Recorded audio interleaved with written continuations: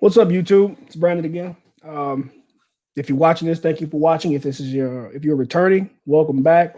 If this is your first time watching, this is only my third video. I'm talking like I'm Tim Pool or Philip DeFranco or somebody.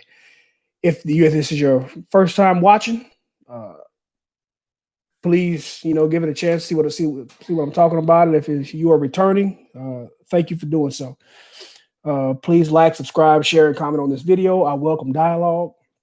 The purpose of this video is for me to talk a little bit about the attitude taken by a lot of conservatives that I've seen, a lot of people that I've seen in supporting candidates that, you know, may be controversial. In particular, Donald Trump. I cannot wait until next Wednesday. I can't wait until Joe Biden is inaugurated and we get to see what actual kind of president this person is going to be. And I can't wait till the Democratic Party gets back to, staring at themselves in the mirror and talk about how good of people they are rather than how horrible we are for electing Donald Trump to the presidency. That brings me to the point. When you speak to your friends about who you support politically and why you support them, just talk to them like you would anybody else. Do not apologize for supporting President Trump. Supporting President Trump does not mean you have to defend everything President Trump does or says. Nobody has the right to frame your beliefs for you, except for you. I can't stand it when I'm talking to somebody and I make what I think very clear, and their response starts with, "So what you're saying is," I don't need you to paraphrase what I said, brother. I know what I said. If you don't understand, I can explain it again, but you don't get to tell me what I said and then interpret it the way you want. A lot of times when you make a good argument to somebody, they don't want to respond to what you said. They want to respond to what they wish you had said because they already had an answer prepared for that. They didn't have an answer prepared for what you actually said. That is the case I see with most people. Now, when I say most people, I mean that in the loosest sense of the word, because I don't really talk about politics that much, especially if I first meet you. Now, that's not because I'm ashamed of my beliefs. That's because a lot of times the relationships that we make are work related, and politics are not appropriate when you're not on a level of comfort where talking about politics can be comfortable.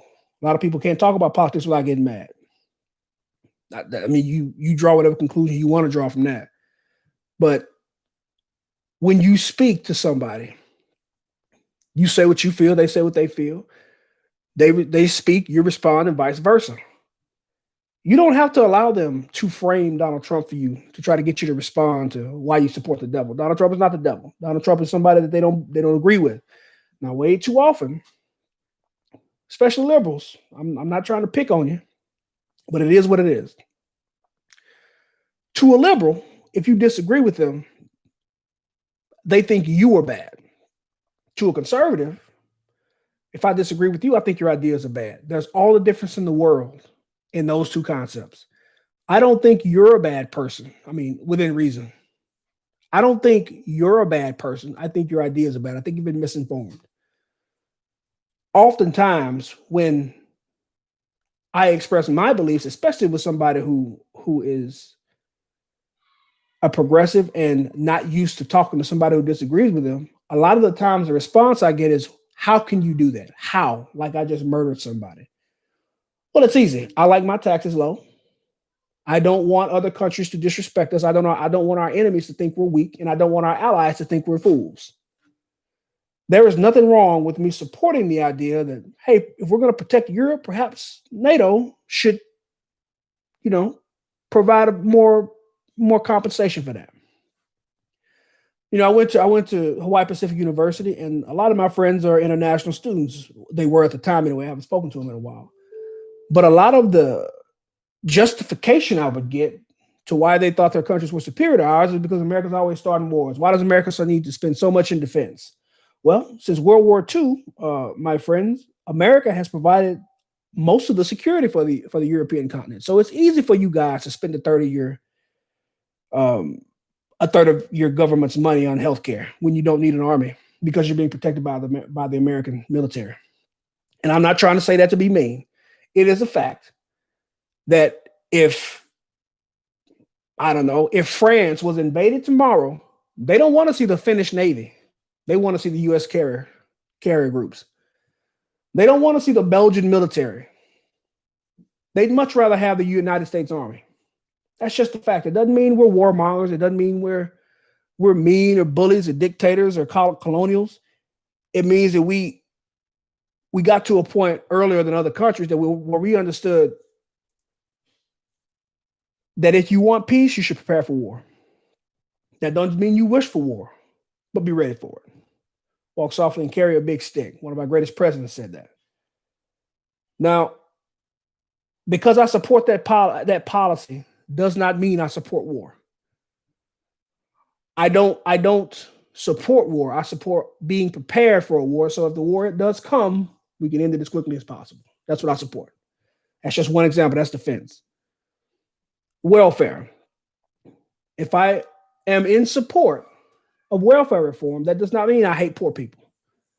That's how it's framed. We have to start addressing people who frame our arguments that way and calling them out on it. Welfare reform, why don't you want to help poor people? Well, that's simply not true. I'm not going to let you frame it that way. I do want to help poor. I do want to help poor people. I think the way you help poor people the most is by manufacturing and guiding them on a path where it allows them to find a way out of poverty. I don't think you help poor people by making it comfortable to be poor. A welfare program's objective should be to negate its own existence. If a welfare program is conceived without the idea that anybody who's on this program should have a plan to get off this program in a period of 5 years or so, that is a failure.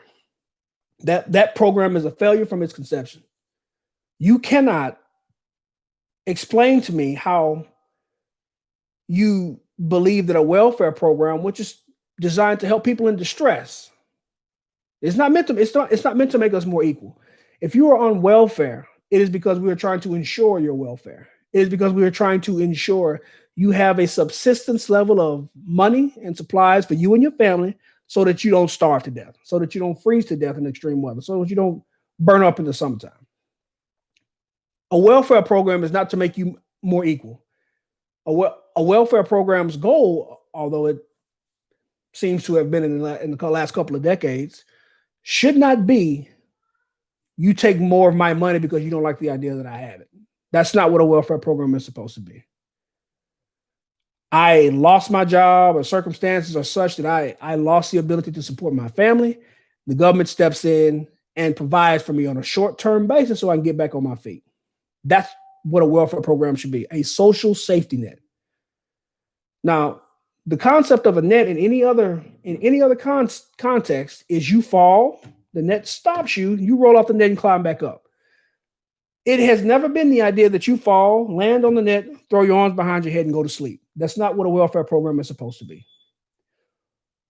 We have had several opportunities to change it. Several. But as Milton Friedman said, once you create an expectation from government, it's very, very hard to take that back. Very, very hard. Which is why we have large portions of a generation who are young, able-bodied adults who are second and third generation welfare. I don't see how that's a success. Too often, we allow our politicians to judge the successful program on its intentions rather than its results. Listen, effort should be commended, but rewards should be reserved for victory. The reward should be reserved for completion of a task. I mean, yes, it's great that you tried. It's great that we tried the war on poverty. But if anybody is willing to argue with me that the war on poverty has been more successful than the war on drugs, I'd like you to cite your evidence. I'd like you to show me how it is that the welfare program has made anybody more employable. And I mean, I'm not talking about specifics. Obviously, I haven't spoken to every recipient of a welfare program. There are people who need welfare. All of them don't. I'm not talking about them. That's another example of framing an argument. likely the people who oppose what I'm saying will say, well, why don't you support the people who are on the, so a lot of people need welfare. I never said they didn't. I am talking obviously about the people who don't need it, who live their entire lives on it. My chosen profession has given me the opportunity to meet several people who do not need welfare and brag about the fact that they get it. They get a check every 2 weeks because they told the doctor once that they're bipolar. And if you don't think the money for disabilities comes from the welfare program, you are mistaken. Now, once again, it stands to reason that I shouldn't have to say this, but I am not talking about the people who honestly need welfare. I'm talking about the people who don't need welfare, but have found a way to game the system to get welfare because, hey, it's easy. We're talking about abortion. If I believe abortion on demand is wrong, why don't you support a woman's right to choose? I do. I support the right for a woman to choose what happens to her body. I don't support the right for a woman to choose what happens to the body inside her body at her will. I mean, Ron Paul was an OBGYN. He ran for president in 2012.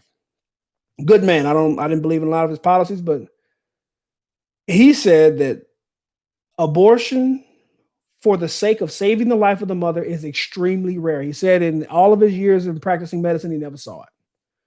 So when somebody tells you, if you're having a conversation about abortion, if we can even do that anymore without somebody getting thrown off Facebook or somebody getting assaulted or losing a job, if you can even say that you don't support abortion on demand without getting burned at the stake,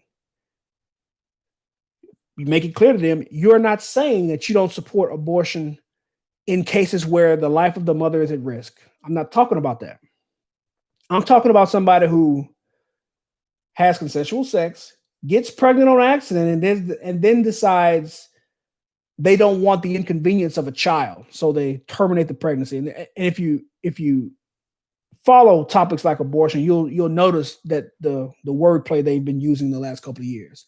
Nobody calls it abortion anymore because abortion brings to mind what an abortion actually is, which is the termination of life, and there's a word for that. Now they call it women's health care. Healthcare is used to address an ailment. If you were pregnant, what is the ailment? What are you saying about that life inside of you? If you're saying it's a violation of my right to receive health care if you don't let me kill this healthy child inside of me. Well, Brandon, you're not a woman. You don't have a right to speak on abortion. That is true. But according to the Progressive Party in this country in the last couple of years, I could be a woman if I choose to be. Apparently, there's no difference between a man and a woman. That's a social construct, right?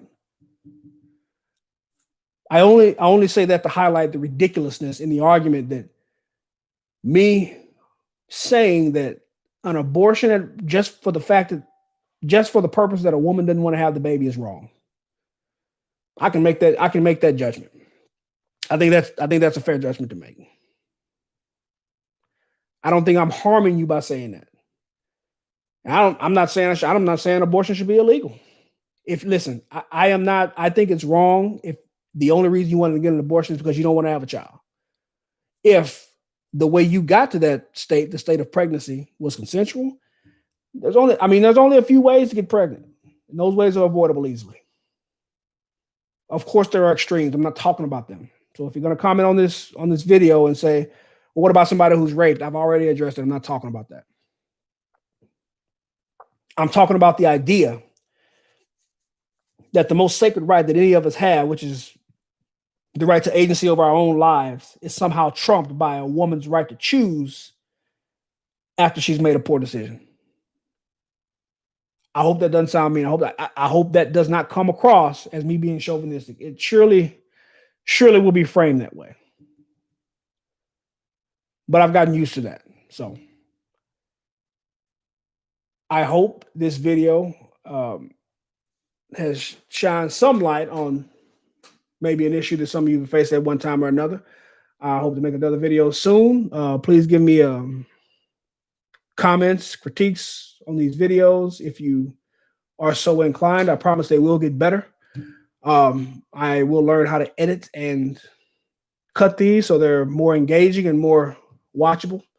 In the meantime, thank you for watching. Please like, subscribe, comment, and share this video.